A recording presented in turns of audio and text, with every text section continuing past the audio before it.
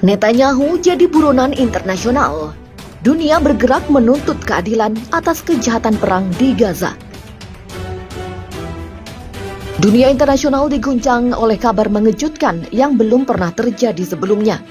Perdana Menteri Israel Benjamin Netanyahu secara resmi ditetapkan sebagai buronan internasional oleh Mahkamah Pidana Internasional (ICC). Langkah berani ini menandai babak baru dalam perjuangan global menuntut keadilan atas kejahatan kemanusiaan yang terjadi di jalur Gaza. Setelah berbulan-bulan investigasi intensif, ICC akhirnya mengeluarkan surat perintah penangkapan terhadap Netanyahu dan beberapa pejabat tinggi militer Israel atas tuduhan kejahatan perang, genosida, dan kejahatan terhadap kemanusiaan. Keputusan ini diambil berdasarkan bukti-bukti kuat terkait pembantaian massal warga sipil Palestina, penghancuran infrastruktur sipil, serta blokade total terhadap bantuan kemanusiaan yang melanggar hukum internasional. Langkah ICC langsung memicu reaksi keras di panggung diplomatik global. Negara-negara barat, khususnya sekutu utama Israel, seperti Amerika Serikat dan beberapa negara Eropa, tampak ragu untuk sepenuhnya mendukung proses hukum ini. Namun, sebaliknya, negara-negara dari kawasan global selatan, termasuk Afrika Selatan, Brazil, Turki, Indonesia, dan sebagian besar dunia muslim menyambut baik langkah ini sebagai momen bersejarah dalam menegakkan hukum internasional. Tak ada seorang pun bahkan kepala negara yang kebal terhadap hukum ketika menyangkut pelanggaran HAM berat. Demikian ujar Kepala Jaksa ICC dalam konferensi pers yang disiarkan secara global. Kita tidak boleh menutup mata terhadap penderitaan rakyat Palestina. Dunia harus bertindak. Demikian tambahnya. Penetapan status buronan terhadap Netanyahu mengubah total citra politiknya. Dari seorang pemimpin yang disegani di Israel, ia kini menjadi simbol kontroversial kekerasan negara terhadap rakyat sipil. Aktivitas luar negerinya kini dibatasi secara drastis. Beberapa negara telah menyatakan siap menangkap Netanyahu jika ia memasuki wilayah mereka.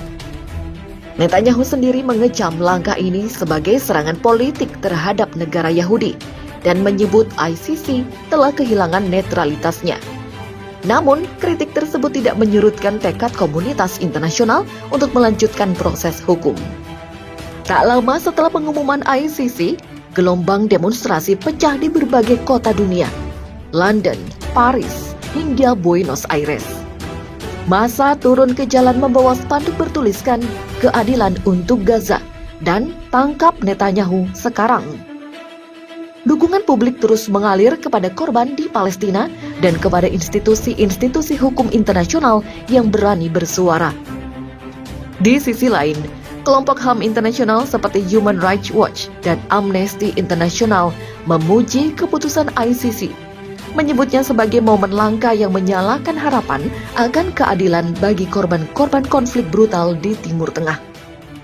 Kondisi dalam negeri Israel pun memanas. Koalisi pemerintahan Netanyahu mulai retak.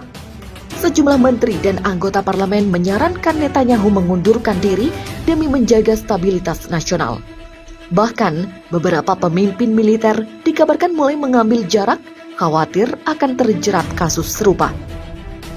Investor asing menarik dana dari pasar Israel, sementara sektor pariwisata dan diplomasi terguncang parah. Negara-negara sahabat mulai mempertimbangkan sanksi diplomatik maupun ekonomi terhadap Israel apabila pemerintahnya terus menolak bekerja sama dengan penyelidikan ICC. Penetapan Netanyahu sebagai buronan internasional adalah babak baru dalam sejarah hukum dan peradilan global. Untuk pertama kalinya, pemimpin sebuah negara yang secara terbuka didukung kekuatan besar dunia dinyatakan harus bertanggung jawab atas tindakan yang melanggar nilai-nilai kemanusiaan universal. Dunia tak lagi bungkam. Awan gelap konflik Gaza mungkin masih bergulung, namun secercah cahaya keadilan mulai terlihat.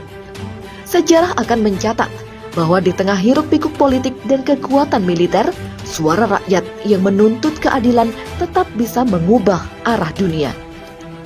Dunia berubah arah, kekuatan rakyat menantang kekebalan kekuasaan. Sejak surat penangkapan dikeluarkan oleh Mahkamah Pidana Internasional, wajah geopolitik dunia mulai mengalami pergeseran signifikan. Langkah ICC itu bukan hanya simbol hukum semata, melainkan juga sinyal bahwa kekuasaan absolut tanpa akuntabilitas tidak lagi dapat diterima oleh hati nurani dunia.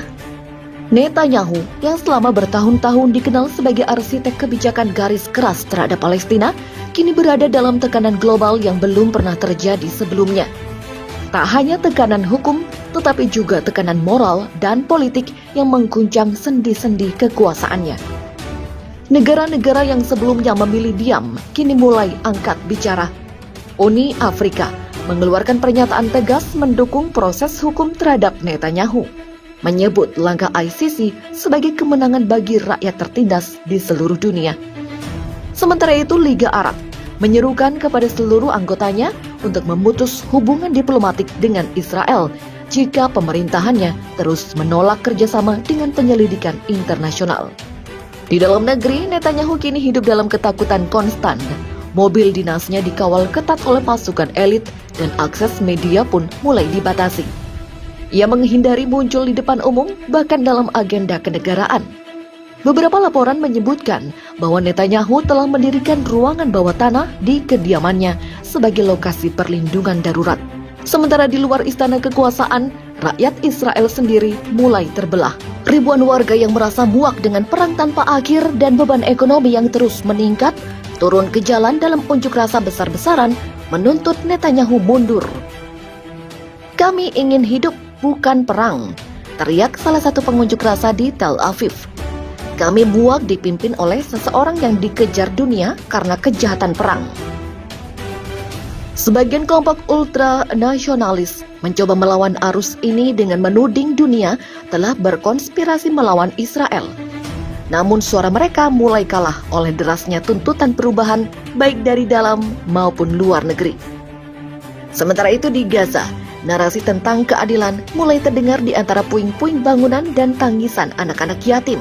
Bagi warga Palestina, penetapan Netanyahu sebagai buronan bukan hanya simbol hukum, tetapi juga secerca pengakuan bahwa penderitaan mereka selama ini bukan ilusi.